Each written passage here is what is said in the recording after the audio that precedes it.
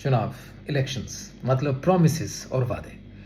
और ये प्रॉमिसेस करने वाले होते हैं हमारे नेता, जो पूरे जज्बे के साथ पूरी जान लगा के अपनी पार्टी के, अपने खुद के दृष्टिकोण, विजन को सबसे बताते हैं और इतनी पावरफुली डिलीवर करते हैं अपनी स्पीचेस में, अपने वक्तव्य में, कि लोग इन पे यकीन करते हैं और इनके लिए वोट करते हैं, जिससे कि एक नई सरकार बनती है। और जब ये सरकार आती है तो जिस हिसाब से इन्होंने प्रॉमिसेस किए होते हैं, जो चेंज है, जो डेवलपमेंट है, वो उतना फास्ट या इफेक्टिव नहीं होता है, स्लो हो जाता है। ऐसा क्यों?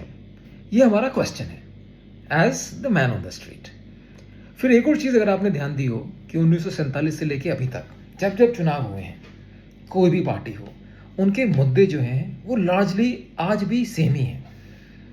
Education improvement, youth empowerment, women empowerment, रोजगार की समस्या का समाधान, जो व्यापारी वर्ग है उनके लिए सिंपल सिस्टम्स, ताकि वो अपना व्यापार अच्छे से कर सकें, उन्हें सरकार की तरफ से सपोर्ट मिले, और सोशल हार्मनी, जिसमें कि आप किसी भी कास्ट से हो, वर्ग से हो, रिलीजन से हो, आप सबको, पूरे देशवासियों को एक ऐसा इन्वायरमेंट मिले ताकि हर कोई अपना काम कर सके, देश के लिए कंट्रीब्यूट करें और देश प्रगति करें।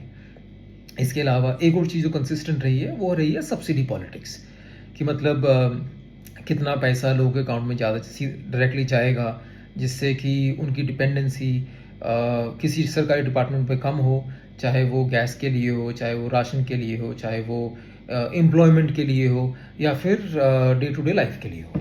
या अब जब सरकार बनती है तो ये जो सब्सिडी पॉलिटिक्स होती है, लार्जली वो हमेशा काम करती है, वो इम्प्लीमेंट ये हो जाती है। पता नहीं कितने करोड़ों, हज़ारों लाखों करोड़ सिर्फ और सिर्फ सब्सिडीज़ में खर्च होते हैं, जिनमें से कुछ होते हैं वो ज़रूरी भी होते हैं, जैसे कि किसानों का रोज़गार माफ़ होना, या फिर जो पॉवर्टी लाइन से नीचे हैं उनको भी फाइनेंशियल सपोर्ट देना, या फिर औरतों के अकाउंट में सीधा डायरेक्ट ट्रांसफ़र करना, ताकि वो अपने हस्बैंड पे या अपने इन लॉ से पूरी डिपेंडेंट ना रहे। ये सब ज़रूरी भी है, राइट? लेकिन इसके अलावा कुछ ऐसी भी हैं जो सिर्फ और सिर्फ वोट बैंक पॉलिटिक्स में आती हैं। अब एक और बड़ा मासूम सा सवाल जहन में आता है कि जो भी पार्टी पावर में होती है, ऑपोजिशन हमेशा उसके ऊपर लांछन लगाती रहती है कि ये लोग काम सही से नहीं कर रहे हैं, देश बद से बदतर हो रहा है, और अगर वो पावर में आएंगे तो वो पूरा सिस्टम चेंज कर देंगे और ये पूरी प्रॉब्लम ख़त्म हो जाएंगी। चाहे वो बीजेपी हो, जब वो ऑपोजिशन में थे उनके भी यही एलिगेशंस थे जो पार्टी पावर में थी उसके लिए।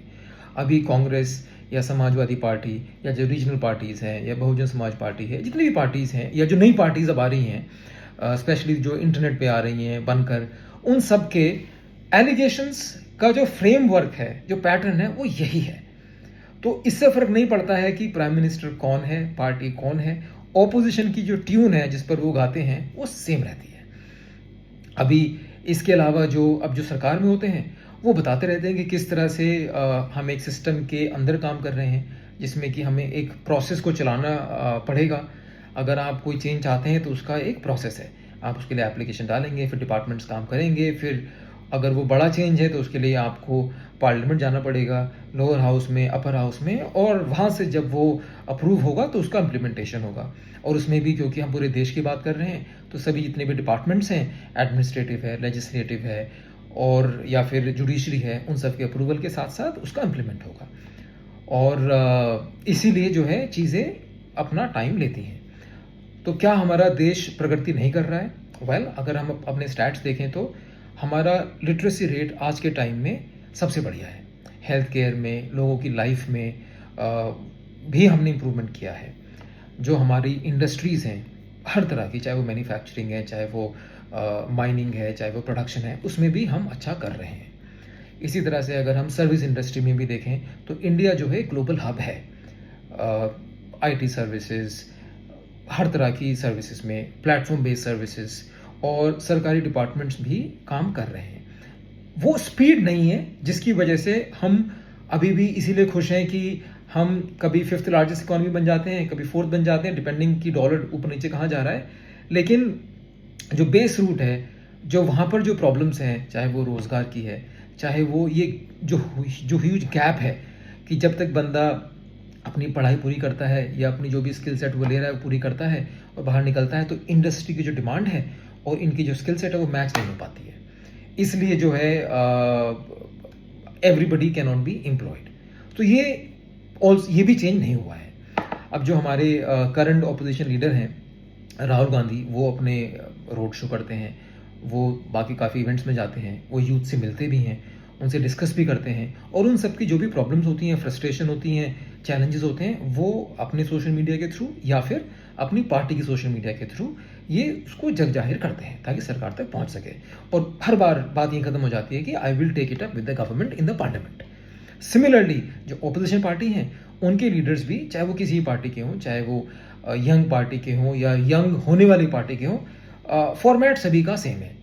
अब जो एक और वर्ग जो हमारा फोर्थ एस्टेट है विच इज़ मीडिया, जिसमें खाली हम न्यूज़ चैनल्स की बात नहीं कर रहे हैं, we talking about the digital media as well, influencers, कुछ ऐसे पत्रकार जो अपने खुद के अब चैनल खोल कर बैठे हुए हैं या अपने खुद के इंटरव्यूज देते रहते हैं, वो भी इसी तरह से बताते रहते हैं कि क्या क्या प्रॉब्लम्स हैं। अब जो question as a man on the street that we want to put forward to all these leaders, specially the leader of opposition and of all the other opposition party leaders, कि क्या solution सिर्फ और सिर्फ चुनावी प्रक्रिया के द्वारा लाए हुए चेंज से ही होगा। और अगर ऐसा होगा तो देखिए सरकार आपकी भी रही है और एक नहीं कितने दशकों तक रही है, तब के चैलेंजेस, तब के मुद्दे और आज के मुद्दे लगभग सेम है। इसका मतलब जब आप पावर में थे तब भी चेंज नहीं हो पाया और उसका हम we give the full benefit of doubt कि सबकी इंटेंशंस पूरी ईमानदारी से काम करने की थी, लेकिन सिस्टम जैसे काम करता है, करप्शन जो है उसका भी एक मैकेनिज्म है उसको सॉर्ट करने के लिए। और चाहे वो पुलिस का महकमा है, चाहे वो जुडिशरी का महकमा है, चाहे वो जो भी डिपार्टमेंट्स हैं, उनका एक ब्यूरोक्रेसी है, तो उस हिसाब से वो काम करता है। दूसरा, ये प्रेशर्स भी होते हैं, जितने भी बिजनेस हाउसेस हैं, जो बड़े बड़े इलीट्स हैं, उनका भी प्रेशर रहता है, जिससे कि हर एक काम नेता के चाहने से नहीं हो पाता है, एक सिस्टम चलता है। तो क्या सोल्यूशन सिर्फ और सिर्फ ये पॉलिटिकल चेंज लाने का ही है कि सरकार चेंज होगी, नए लोग आएंगे या ये लोग आएंगे तो सब कुछ चेंज हो जाएगा? हम कुछ और सोल्यूशन की बात क्यों नहीं कर रहे हैं जो क्विक भी हो, इफेक्टिव भी हो और रिजल्ट जल्दी भी लेकर आए? फॉर एग्जाम्पल, एजुकेशन के लिए आप सबके पास रिसोर्सेस हैं, फंड्स भी हैं, it is only matter of time आप बोलें कि you are creating a fund, I am sure you will get a lot of funds. आप खुद ऐसा एक प्राइवेट इंस्टीट्यूशन क्यों नहीं बना रहे हैं जिससे कि जो ये यूथ और एजुकेशन का जो गैप है या जो स्किल सेट फिटमेंट का जो गैप है वो ख़त्म हो जाए? चाहे वो फॉर्मल स्कूलिंग ही हो, और जो भी कोई पूरे देश में पढ़ना चाहता है उसको एडमिशन दीजिए, उसको पढ़ाइए, अच्छे से अच्छे टीचर लाइए, उनको अच्छी अच्छी सैलरी दीजिए। और वहाँ से मैं खाली फॉर्मल स्कूलिंग की बात नहीं कर रहा हूँ, मैं हाईलाइट कर रहा हूँ इवन अनऑर्गेनाइज सेक्टर की, जिसमें ITIs हैं या फिर वोकेशनल ट्रेनिंग है या फिर IT ट्रेनिंग भी है, क्योंकि जो हमारी इंजीनियरिंग में पढ़ा जा रहा है, देश India today produces the largest number of graduates in the world across all fields, engineering, medical, non medical etcetera, largest. पर गैप भी बहुत बड़ा है। वर्ल्ड चेंज हो रहा है, AI is a part of our day to day life, manufacturing is also machine driven क्योंकि efficiency वहीं से आ रही है, industries are also adapting to the simpler mechanized ways to improve the productivity.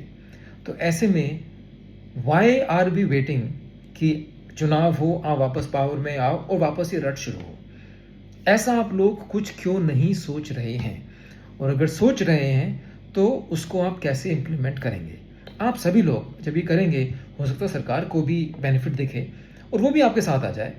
और जब भी कभी आप पावर में आओ या नहीं भी आओ, आपका ऑब्जेक्टिव तो यूथ डेवलपमेंट है ना, आपका ऑब्जेक्टिव तो यूथ एम्पावरमेंट है, तो वो आप कर ही रहे हैं। तो उसके लिए एक फॉर्मल ऑफिस की ज़रूरत ही इम्पोर्टेंट या क्राइटेरिया क्यों है?